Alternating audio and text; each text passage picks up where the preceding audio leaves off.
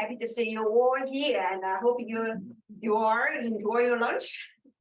And the theme of the lunch meeting of this academic year is the sustainability transitions.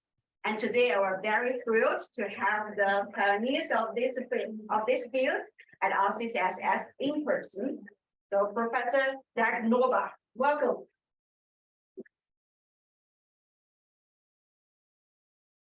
Professor Loorbach is the director of TRIS and the professor of Socio-economic transitions at the Faculty of Social Science, Erasmus University Rotterdam.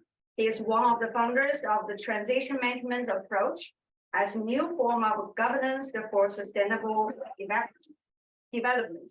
He has over hundreds of publications in this area and has been involved as an action researcher in enormous transition process with government, the business, civil society, and science. Today, Professor Loorbach will explain you how complex system theories have informed transition thinking is really close to our theme at the CCSS and the approach of transition management. So please, we are all ears.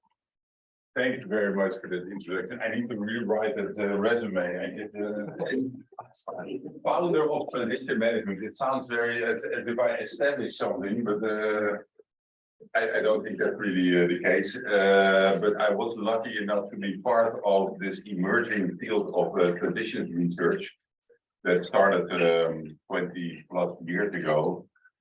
And in academia, if you're the first in writing about something, then everybody has to refer to you. So that's basically, even if they disagree, which a lot of people do actually. So I'm thrilled to be here. Also looking forward to have a conversation.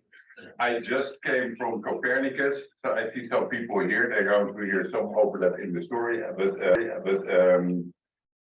maybe they can ask more intelligent questions then. And I'll try to go through it in 30 minutes, hopefully, because then we have time for conversation. So you have 30 minutes to eat, and then I have two affiliations. So I'm a professor in Rotterdam, but it's on a 0-hour contract. My main job is director of TRIS. We're a social enterprise of the university. That's the nice way of putting it. The more accurate way is that we were kicked out of the school 10 years ago to basically disappear. But we managed to stay afloat and have now organized a sort of an academic business model, you could say. So we're completely independent, which has its challenges. We don't get any funding or support. But it also has the advantages that we can do the research that I'll present. By now, our university is also thinking about having positive societal impact, or at least that's what they want. Took them 2 years to come up with a definition on impact, which includes everything except for actual impact.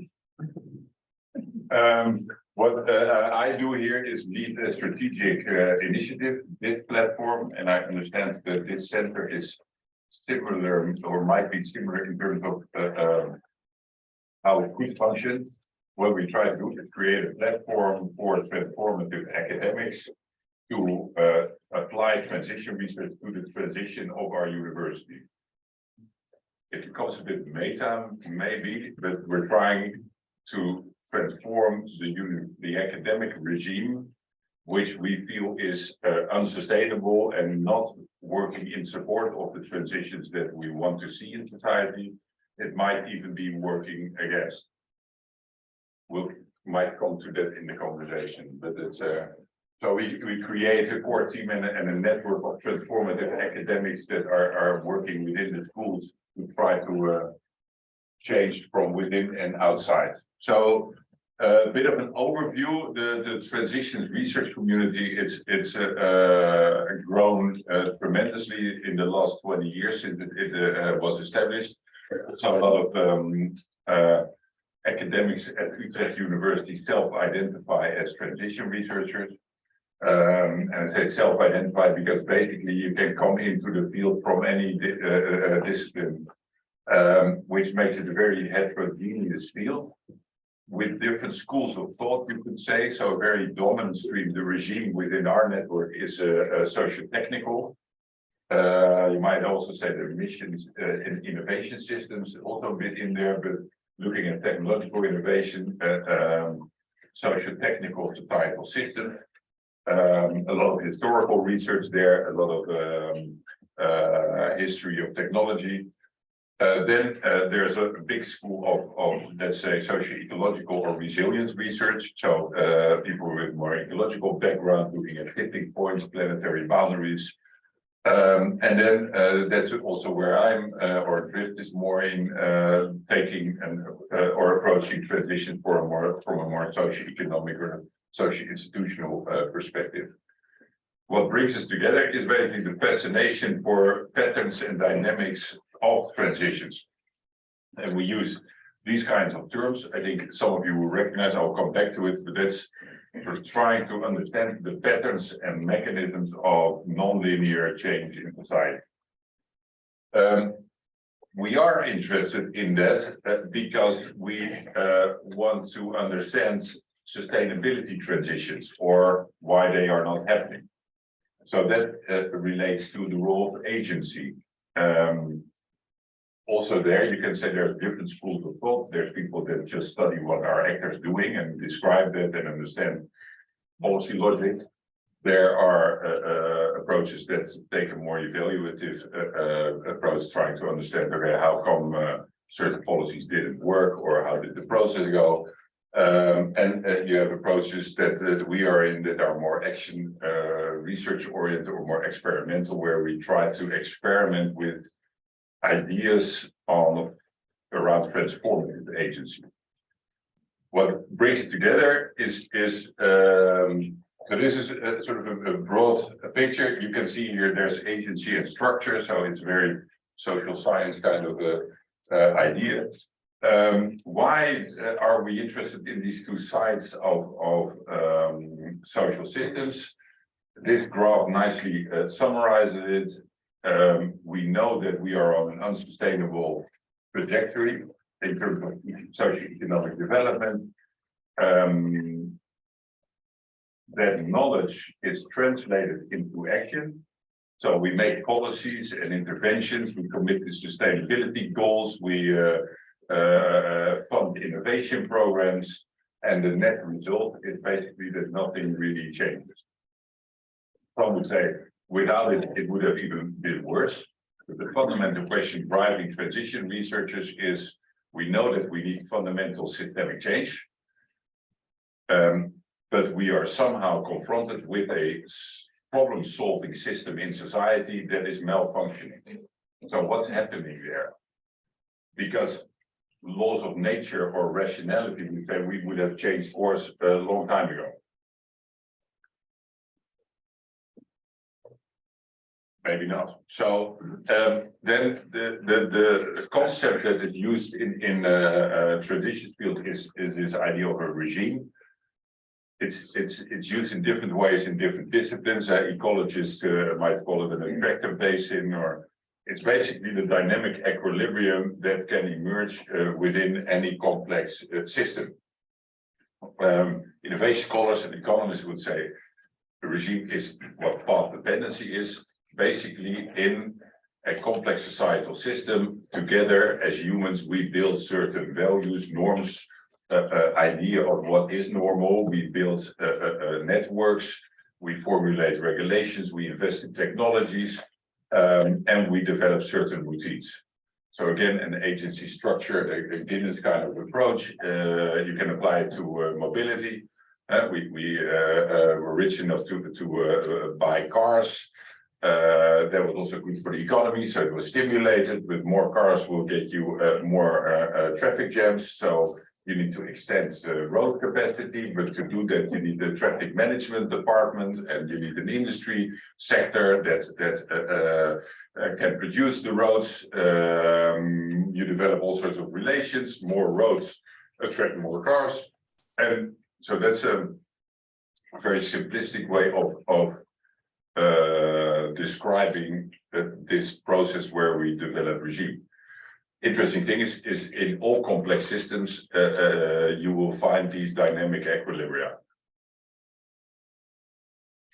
In a social system, it's much more ambiguous because what's in, what's out, we are ourselves part of regime. So I can talk about the academic regime that I'm outside of. I feel a lot of colleagues at the Erasmus University don't consider me university, but we're part of the Erasmus. So what's the bound? So it becomes very messy and confused. And we then talk about boundary objects. So a lot of, especially the earlier work, or in the first years, was inspired a lot by the breadth of complex adaptive systems thinking. You obviously, some of you might be familiar with the development of the resilience thinking in the ecology, which also started to link sort of the ecological and the sort of observed complex system dynamics to social factors. And these symbolize some of the emergence, the appearance of structure out of self-organization, unintended co-evolution, but the fact that every change that you make is sort of interactive or mirrored with changes in the environment, and they sort of interact. You have variation and selection, and you have these sort of stable and unstable states. So these are kind of concepts that are present in complex systems theory, and that you can observe them in physics, or demographics describes it. The interesting thing is obviously when you start to translate it to social systems, it becomes much more subjective or relative. And if you then start to apply it to transitions in the making, or the kind of change that we want, it becomes subjective and normative in a way. What we try to do is draw inspiration from these theories and then experiment. Does it actually work like that or not? And in all these different disciplines that use transition, what is striking is that in all definitions, at the heart is this non-linearity. So the idea that a phase shift takes a long time to build up the pressure, then you have a relatively short period of turbulence before the system goes into a different state. So when in physics you talk about a phase shifts, a pot of water, you heat it, you don't see a lot of change, and it takes some time for the heat to build up. And if you zoom in on a microscopic level or molecular level, you see some emergence already, and then at a certain point there's a tipping point or a threshold being passed, and it flips into a different state. So the definition of a transition is what we take as a starting point for thinking about societal transitions. And what they then develop is sort of a very socio-technical picture, is the idea that we have these societal regimes. They're at whatever level or however you define it, the context changes. So we get changes in the context. You can think about climate change, but also about digitalization or demographic changes, and it puts pressure on actors within or regime structures to adapt. What we also identify is these novelties or alternatives to the regime. So there's always individuals that start to experiment with alternatives. And societal transition is basically defined as the process where this dynamic equilibrium is disrupted. So we move out of equilibrium because of external pressures, internal conflicts, and emerging competition, and how they work together. So that's sort of the analytical idea of transitions. And the starting point for transition researchers is this idea of unsustainability. And the longer we resist the kind of changes that are inevitable, the more disruptive and chaotic the transitions will be. That's basically the hypothesis, you could say. Yes. Just a very short question, because you said also we're looking for transformative researchers. Yeah. Would you say there's a difference between the transition and the transformation, or it's very much the same? We actually wrote a paper titled Transition Transformation, What's the Difference? The interesting thing is in different disciplines, it's used in different definitions. So in general, there's a distinction that is being made by more disruptive system change and a more gradual system change. Most of the time, transformation is used more to refer to a gradual or more gradual process of change that adds up to a fundamental transformation over a long time. You could say transition is the same. Why we use the word transition is because of, and I'll show the other picture in a minute, is that it's very functional to start with the underlying patterns and mechanisms and reflect on or question the patterns and mechanisms that are driving change. Thinking about the outcome is also part of it, but yeah. The transitions research is really about these underlying patterns and mechanisms and this idea of regime and path dependency, which is less present when people in general talk about transformation. Yeah. In the end, it's very difficult or impossible to judge if something is transformative or optimization. So I used the mobility example, electric cars. From my point of view, they are optimization. But for a lot of people, and especially the car industry, it's quite revolutionary socio-technical transition. I'd rather see people biking, but that's now stepping towards the agency question, because the way, so again, we are focusing on these very persistent sustainability problems. We are now in this food crisis, we have the energy transition, climate, mobility, socio-economic inequalities.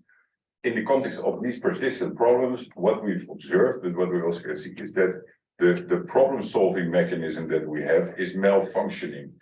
I said it before, but it has these connotations, and this is G20 leaders throwing coins for good luck while discussing climate. But it's sort of a stereotypical image for me that illustrates the dominant way of thinking, which is in essence a very linear idea of problem solving. So we isolate problems, we analyze them, we identify solutions, and then we want to implement solutions. And that is transition. What? And that is transition. No, that is actually the problem. That's so the agency part of the path dependency. So we can look at a very analytical outside-in kind of way on regimes and try to define them or understand them. And but if you zoom in, there's agency locked into these regimes. And the dominant regime in policy and in management, maybe also in academia to some extent, is this idea of creating a process to formulate goals, to set targets, to make innovation projects, but in that process to be as predictable as possible and to not make any mistakes or budget overruns. And what everybody likes is new things, innovations. So we do innovation projects, and this all creates the illusion that it will actually happen somewhere, while the vast majority of us is still taking the car or the sandwich or the. So it's the actual impact of this is that you are making the existing less bad in a way. So even if you talk about sustainable development, it often comes down to innovation policies to make the existing more efficient. So it's not a mindset or a paradigm that aligns with these patterns and mechanisms of transitions. It's actually a very deliberate mechanism to put transitions on pause or to prevent transitions. But as we know from complex adaptive systems theory, ultimately it's inevitable that the system moves out of equilibrium. Sooner or later it will always happen. We also have all the scientific evidence that we are on an unsustainable trajectory, so we know we will be forced out of equilibrium. We also hypothesize, but also I think that's a very logical thing, that the longer we wait, the higher the pressure builds on, and the more rapid we have to adapt, or the more violent it will become. It's just a lot of pressure building up, so the energy release will be also bigger. And my biggest professional disappointment, that's why I have to change my resume, is that we've been working 20 years on the idea we'll share now, that if we see this coming, we should be able, as a rational, high-educated, very rich society, to make these transitions as smooth as possible. Basically, to prevent transitions and make it more like a gradual transformation. Not so. So we get these kind of calamities. This is basically, you reap what you sow.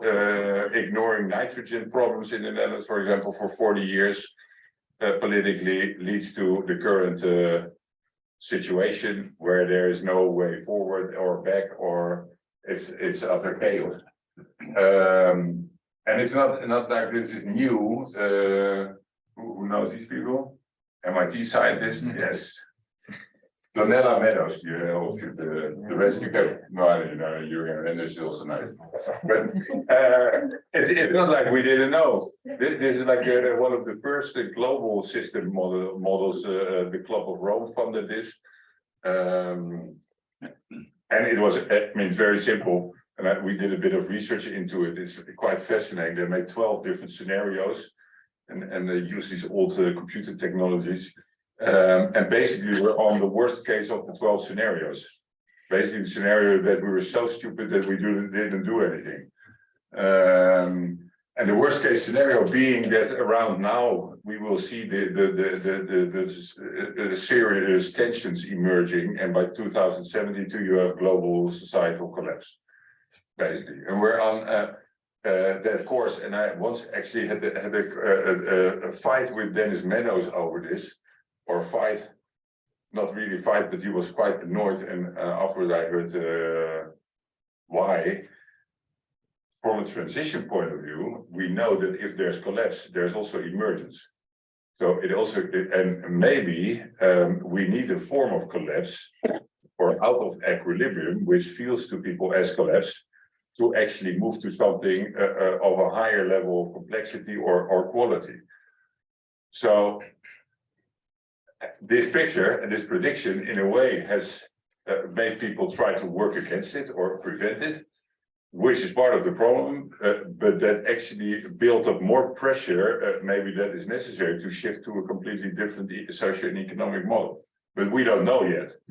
But the Club of Rome deliberately chose to mainly emphasize the collapse narrative, not to give people too much hope, where to make them passive. But that's so this is how we now describe it.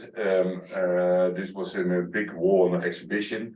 But if a transition is basically a process out of equilibrium, and we can understand it on 3 levels, so the background, the context, the regime, and then on a micro level, these niches or individuals.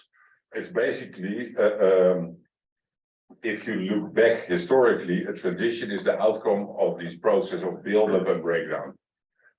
And there is a certain kind of pattern underlying. So the more pressure increases and the more actors within a regime environment start to question it, and we said destabilization, the more people will become interested in alternatives. And these alternatives that are initially frustrated or ignored or worked against, more people start to appreciate, maybe entrepreneurs get involved, and that might lead to this phase where there is a more chaotic context for policymakers, at least, because it slips away. Some things will start to fall over, companies will get disappear, or and that gives way to the emergence of a new shared way of thinking, doing, and organizing. That's at least the hypothesis, and this is a storyline, or through which you can describe historical transitions. How we use it is to start to think more strategically about the transitions ahead and where we're, what we're in the midst of. There's no timeline here, because it's really dependent on where you are personally or professionally, where you or what you want to look at. Whether you want to look at Utrecht University or Rotterdam University, or at mobility on a national scale or on a neighborhood level. We see these processes are interconnected. There's no way to isolate a societal regime, but these kind of patterns and mechanisms are a starting point for having conversation with practitioners, with people that are struggling with these problems, to help them zoom out, to think more radically on the long term, to anticipate disruption as a positive thing, as a necessary thing for transitions, and to recognize that the alternatives are already there. Because basically this picture says it's already started long ago. You're not alone. There's others as well, that you can anticipate these kind of shocks. And it is needed to look beyond the transition rather than to optimize what we already have.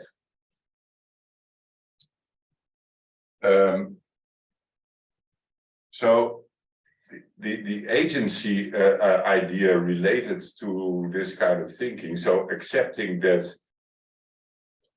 these societal dynamics are not manageable, but they are also not observable in a traditional sense. You cannot isolate them. It leads to a different kind of steering philosophy than in transition governance or transition management or transition research. It's basically starting from understanding the dynamics. What is happening? Why are we moving out of equilibrium, or at least is this pressure happening because of these persistent problems? And they are sort of the root causes of why a system will move into transition. Sustainability is an obvious one. But that requires this systemic view, understanding historical path dependency and potential dynamics.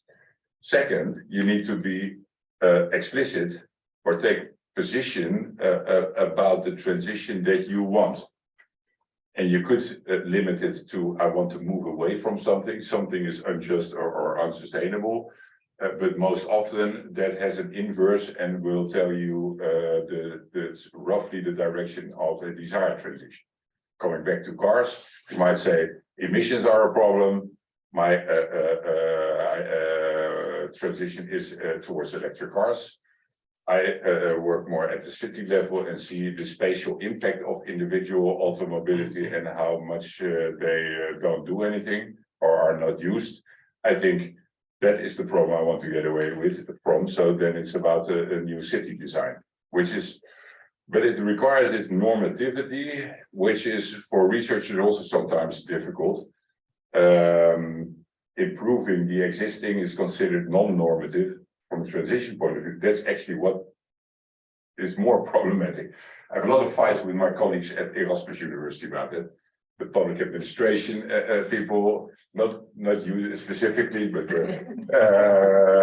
both connected to this public administration, the economist, the business school. Yeah.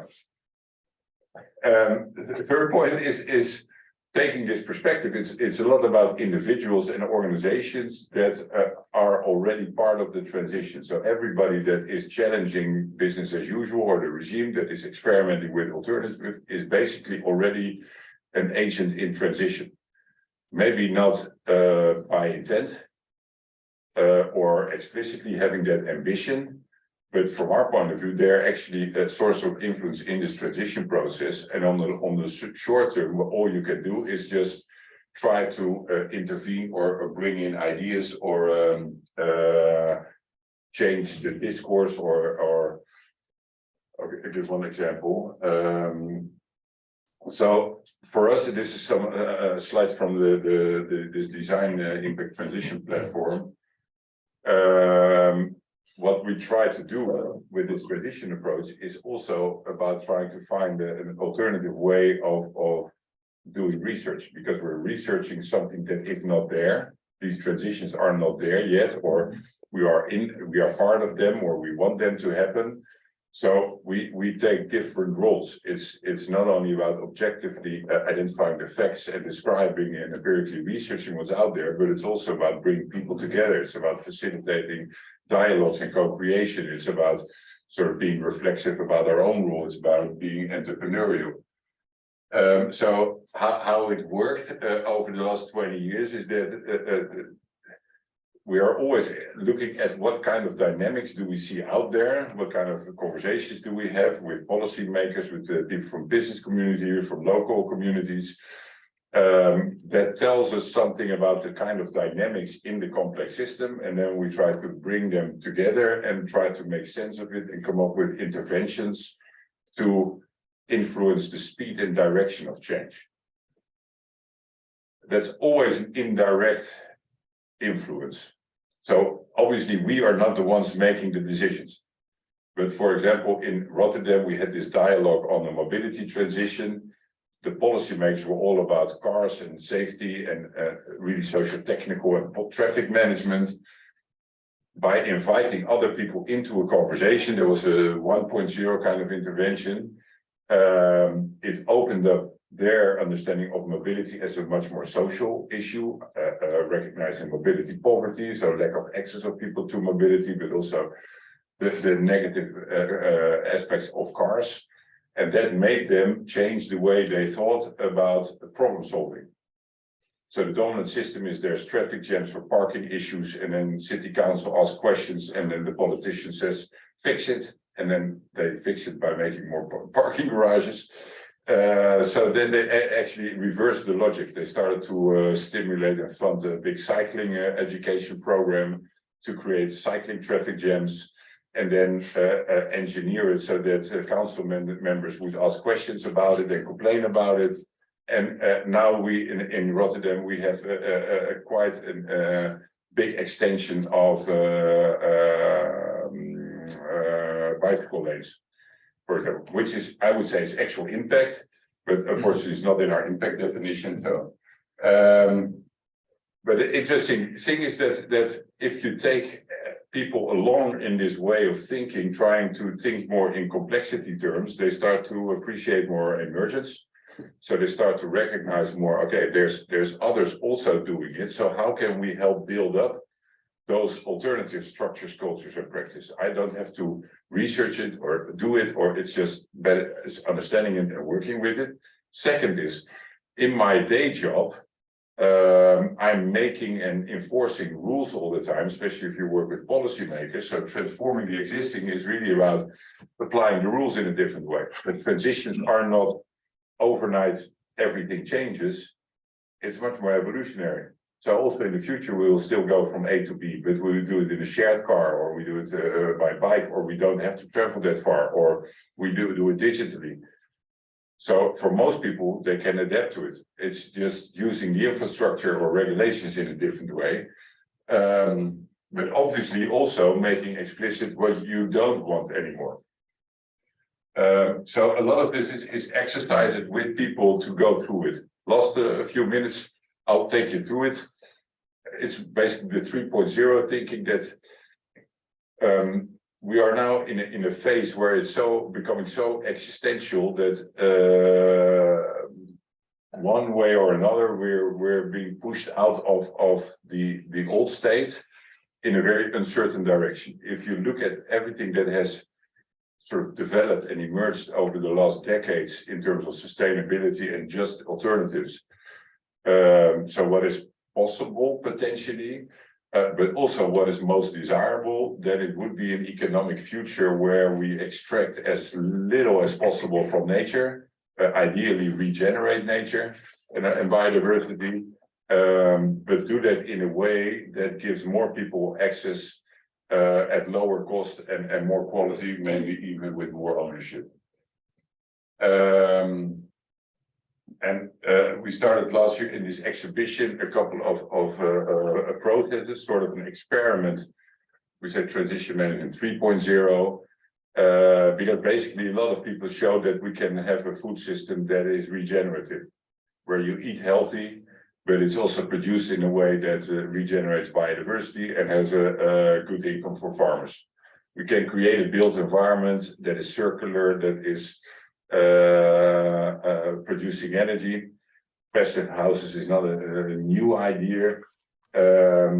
We can create local economies. There's all sorts of local economy models with energy, health corporations, energy cooperations, local currencies. If you look at mobility, it's technologically quite feasible to provide even the same amount of mobility with 70 to 80% less vehicles, just to organize it in a better way and share it. That's even if you want to preserve the current level of mobility. So all these areas, but you can imagine your own, if you look in a different way at what is already possible, we can imagine quite radical fundamental transitions, but nobody is recognizing this because it's not visible. It doesn't create problems if you ride your bike and don't eat meat. But you're also not a business case. It's also economically not interesting, and politically it's also problematic, because the business model of our country or our government or our economy is also based on extraction and consumption. So as researchers, we now want to sort of commit to exploring these kind of alternative future. I'm going in the wrong direction. Sorry. I want to go. It is one. So one of the projects that we're now starting with the city of Rotterdam is actually to do this thought exercise of a city without private cars. Obviously, it's easier said than done. People like their cars, and it's normalized. And why should they? They want their dog in the car and their office in the car. They like being in the traffic. I mean, there's all sorts of. It's a status symbol. Reasons not to do it. At the same time, we also see that in, especially in inner city districts, a lot of people already share mobility. They use public transport. There's all sorts of spatial concepts to reduce the need for mobility. Or so, can we imagine what the city would look like if we would have a collectively organized on a cooperative basis a mobility regime? So not private companies selling us rides, but the most efficient and inclusively distributed mobility. So what would it look like? Spatially, visually, what kind of products are we going to use? But also how, what would be the legal structures? How would it work with the infrastructure? What are the governance missions? How should we set the pricing scheme? So it's a big experimental project that is done in connection with a neighborhood and people in the neighborhood. The idea is that in a year and a half, that neighborhood will actually be the showroom for this kind of a mobility system. We don't know if that works. It's also not, well, it would be great if that would happen. But for us, it's much more, the value is in the process of involving researchers, policymakers, people from organizations, citizens in this thought process so that they can actually start to imagine that this is an appealing future. Obviously, there's a lot of advantages at the collective level, but at first people will feel that it's like infringing on their luxury or their individual freedom, or at a certain point we should be able to show people that there's actually progress to be made. But now and here, because so to summarize, we try to use in a sort of indirect way complex system thinking to develop a different agency logic for society, you could say. One that's much more about networks and self-organization. But while we feel that there is sort of a law of nature that in the end we will move out of equilibrium, there's also a lot of political economy studies that show that the shocks and crises that then occur are often used by the incumbents, by the political powers, to actually reinforce their position. Like COVID, that was used, all the bookings and the calvary industry and the horticulture, the greenhouse, all the unsustainable economic sectors were the first to get handouts from our government because we don't want to lose them. Well, from a transition point of view, that's actually the moment where you can lose them. Without a lot of problems, and now we're stuck with it. So how do we develop more that kind of mindset at the institutional level? And I think we as researchers play a big role in it by positioning our knowledge, but also by working in different ways, in a more explicit way, committed to these radical transitions. I'll stop there because I said 45 minutes and then Yeah, we do some time. all right, thanks.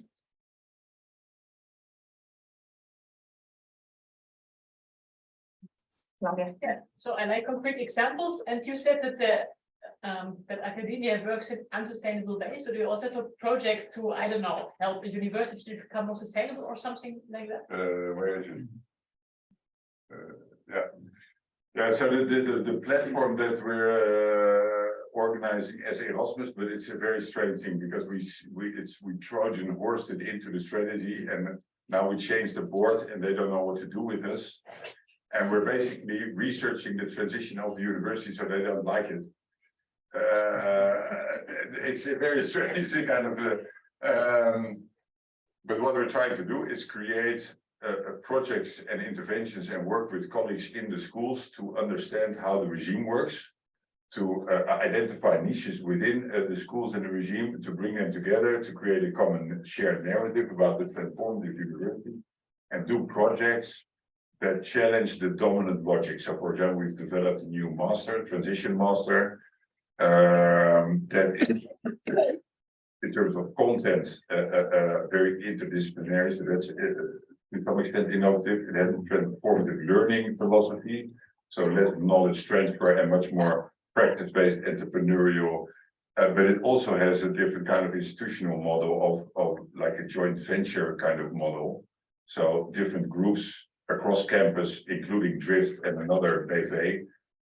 That's already ridiculous, the schools think, but they contribute content. So we share in the investment, but we also share in the revenue. Now that's impossible. They say, but now the master is accredited and the agency that does it was very positive. So now they have to either change the regime or give the master back, or so they're stuck and they don't. But and I think you are also a network. I was just prepared because there's also a lot of people. So you are in a way also part of the academic regime, but you're also niches probably. You also connect and you exchange. What we try to do is to bring that into a bit more systemic way and inform then our board to which kind of institutional change that they can make. But that's, yeah. How about the students and the teachers? Yes. How about it? Yeah, are they active? So in our platform, we work with academics. So there's teachers and researchers there involved. We also do teach the teachers and training in transformative education. And at our campus, we have a sustainability hub, which is a student-led initiative, and we work a lot student assistance and but the most important contribution they made was actually to occupy our university and demand for sustainability measures, and we've been arguing for it for years. And now our board sent in the military police to remove them, and then we mobilized a lot of colleagues then to write a letter in support, not necessarily of the demands of the students, but that they should be allowed to have the space, which meant that the next Monday, the two colleagues and I were having a conversation with the board where they said, this is went totally wrong, what should we do? And then we said, oh, we have ideas. So now our university declares the ecological emergency, and that all students in the bachelor will get sustainability. So it's also a very nice example of using sort of the momentum to then push through. And now next step will be that we will have transition debates with all the schools to discuss the disciplinary contributions to unsustainability and how they could transition to become support or to a part of the desired transition. So yeah. There's related questions. Online. Online. Yeah. So Sorry, Mr. thank you. Vaidere asked more about the drifts, and how does one get into drifts? What are the most typical career paths and backgrounds? Does the drift provide education? And so what is the role of Is it the an application? I've already created that Yeah, vacancy already. Oh, yeah. How much do you pay them? We have craft wages. Yeah. Well, I wouldn't complain too much about it. So on average, that's a difficult thing because we're a social enterprise and we do a lot of research, but we don't get any core funding. So we have to bring our own co-funding, which means making a profit on other activities like education. So we have a transition academy, which is a lot focused on professional education, so professional. And we do a lot of applied work, which is paid as consultancy. And we always struggle with what kind of word it is because it's more action research, but it's commercially paid. So, and we use it to fund them. But that means that our wages are a bit lower often than at schools where people are paid by taxpayer money, which is basically moral or career. Sorry, I think they should give us also some money, but it's education. So there's education for students. yeah. So we have minor programs and the master I just talked about. It starts in September, so finally people can study transitions. Yeah, in terms of how, so people come to us in different ways. We have a very diverse set of backgrounds, so from engineering or environmental to economists to behavioral psychologists, political scientists. And roughly we are organized in circles, so we have research, education, and practice. And they interconnect, so we are based on a collaborative model, so people need to work together on projects all the time, or only, no individual projects, but also acquisition is a collective thing. So, which for some academics that come in while they also already had a career elsewhere is sometimes difficult. They have to write on proposals that they probably not going to work on, and they have to work on projects that they didn't develop. Or that can happen if you're unsuccessful, and that's the advantage is that there's yeah, you do it together, so there's always work for this. Yeah. Questions here? Oh wow, there's a I lot of mean, questions. sure, Yeah. So you go first. Yeah, so there are a lot of terms borrowed from physics, mentioned, auto transition, and then I think some of them are not used in the same context as we use. For example, a lot of these examples of phase transition are equilibrium things. An avalanche, you can call avalanche is a transition, but in physics, avalanche is not a transition, it's just going from unstable state to the stable state. Yeah. Right, so in your modeling, do you have indicators that are you already past the transition and you're just waiting for the next step of revolution avalanche, or do you drive it? Do you have analysis like, I don't know, something like order parameter? We just did a project with our national planning agency on indicators for the circular economy. So what we try to do is have more qualitative indicators linked to the different phases. So what do we mean with destabilization when we talk about societal transition? Qualitative. Yes. Okay. And we try to make it more quantitative, but it's very difficult. by definition, at least that would be my argument, it's impossible to identify now where we are, because it's such a subjective, uncertain thing. So for future historians, they can tell if we are in a period of transition. There's a lot of arguments and indications that we are at least moving away from the dynamic equilibrium. But whether we are here or already here, that's a future question. How we use it performatively is to actually hypothesize that we are in the middle. And that's also what a lot of people think, but that's already a different mindset than whether you argue or you mentally place yourself here and you say we need to argue for a transition. You're going to act differently if you put yourself in the midst of it. Or if you're on the right side and say, nothing matters, then. Yes, but then we would put you there. And that's the eternal thing. We build a new regime and then the whole cycle starts all over again. Yeah. Yes. Actually, he was the first. They're just like, because you're on that slide. So, like, my question would be, do we have, like, what would be an example of a time where we have never been in transition as a society? So it seems like you're suggesting like we could be at a point in the beginning or a point in the end, right? My argument would be we are always in transition, right? Life is about being at this point of emergence where we're basically changing all the time, right? It's just that different things are changing, right? It's not everything is changing at the same time. And so what is the system then, or the regime that you're talking about? I mean, like, No. What regime do you refer to?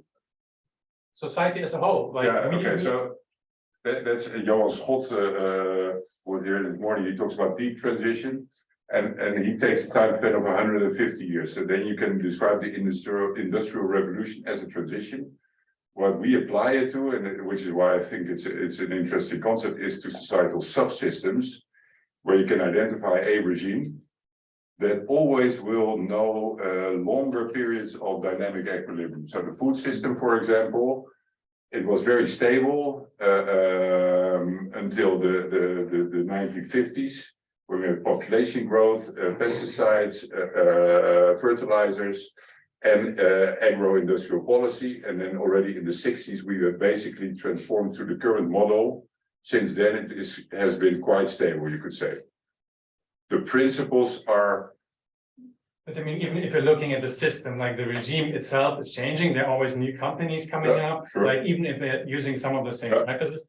So I think this, like, it makes sense to think about it in terms of like I'm arguing actually for positioning yourself in the middle, right? Because then you have a lot of flexibility about talking about different aspects, right? And some aspects, like if you're looking back, some are not like very stable, some other aspects are emerging. And I think I really like this graph, right? And I think it gives you like a really good perspective if you position yourself in the middle and leave it open, like what aspects are actually in decline, what aspects are actually.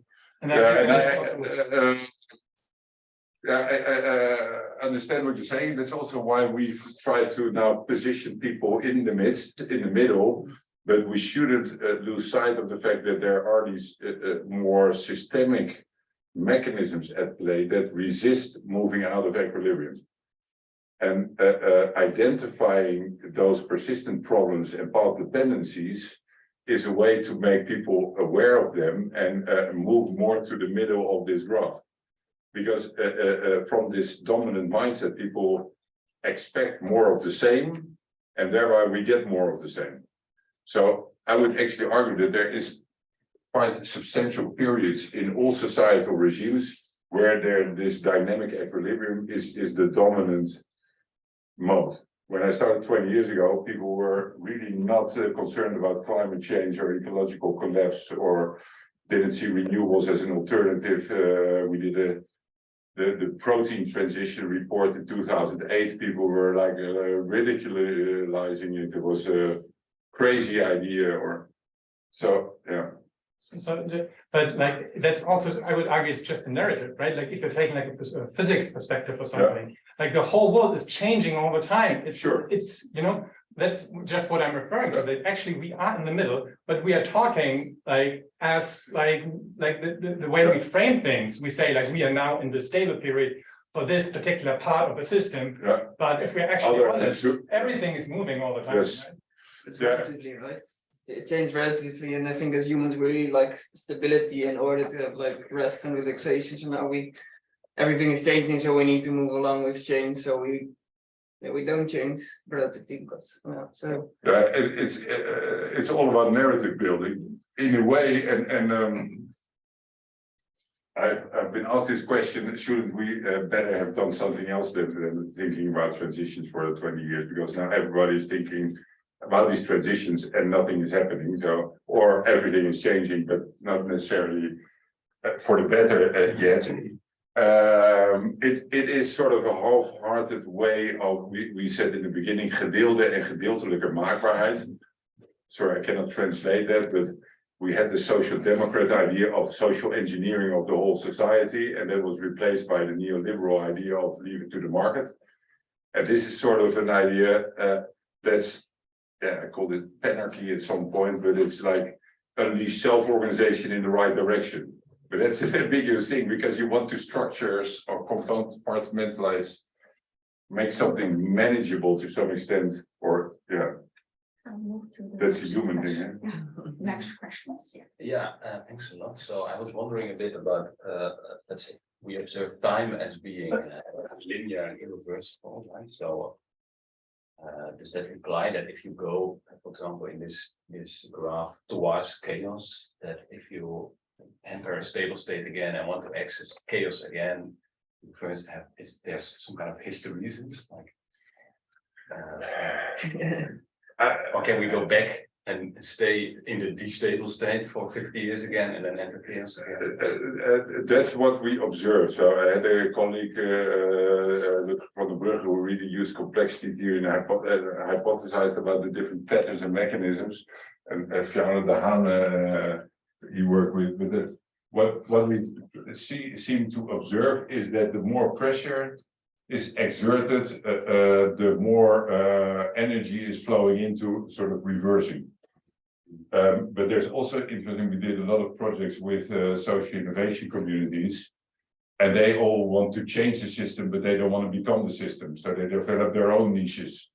Lucas has eco-village crowd, and we're so good, and the corrupt people in the city, and but that means that you're never becoming transformative. You're an isolated niche, separate.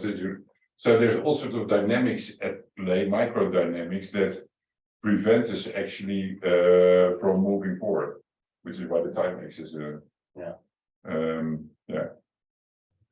have a short question last. Was there one online? So I don't know. Please go ahead. Yeah, I was just wondering, but I feel my own observations, and you had a very inspiring talk also how complex systems informs the transition studies. But I sometimes see there's also a divide between, or that on the one hand is very, I think this is very conceptual application of certain concepts, emergence, nonlinear behavior. Then if you would talk to other complex system scientists, or I studied at the TU Delft, they might say, no, but you should also really quantify, you should build models, whether they are system dynamics or agent-based models, to get a grip on this. And myself, we're trying to do transformative project as RIVM in a neighborhood of mobility. And we're using, aside from visioning and these things, trying to build a model to see how does that help to challenge thinking about nonlinear behavior. And I wonder, what is your view on this? Of like, when is it needed to quantify something, and also how can maybe somehow these, it seems almost two different fields or philosophies come together? Is that needed? Well, let me first, I hope some of you also see this lecture as an invitation, because I'm a poor social scientist without a lot of quantitative exact competences. So I myself and a lot of colleagues focus a lot on the qualitative and the social learning, and creating the mindset and the political space, and doing sort of the social empowerment kind of work that we know is relevant in terms of influencing the transition dynamics. It has an impact. At the same time, we also see, and there have been some attempts in the past, to do more systems modeling and to quantify to some extent, to develop these indicators, because they also would make it more comfortable for policymakers, decision makers to actually do something. So the design approach is also an attempt to make it much more quantitative, but in this transition way. So we already have our idea, a city without private cars, which means a different kind of mobility behaviors. We then think about what could it look like, how would it be best organized so that the most people would have access for the least amount of, and then we're going to try to make the sort of quantitative implications. How would it work technically? And then the modeling question comes in. So then we sort of, we embed it, but in this more qualitative, conceptual and normative approach. But we're at the beginning of it, so It's a short question online. What's the role of activists, social movements, and civil society in transitions? Short but complex question. There's a whole field of study for it. So in general, social movements are parts of the social dynamics that challenge incumbents. And I gave the example of our university. The activists actually make their policymakers so nervous that they are now willing to finally act, almost like they need an excuse to take decisions that they should have taken rationally a long time ago. The interesting thing about these activists is they often have very binary demands, so everything needs to change now. And that's not something that is realistic, or so activism has a role to signal persistent problems, to make policymakers nervous and to create change for emergence of alternatives, but in itself requires a lot of work. And that's where researchers can come in to take those concerns, but also acknowledge the complexities of the regime or a regime environment. Yeah, thank you very much. I think that's Professor Loorbach.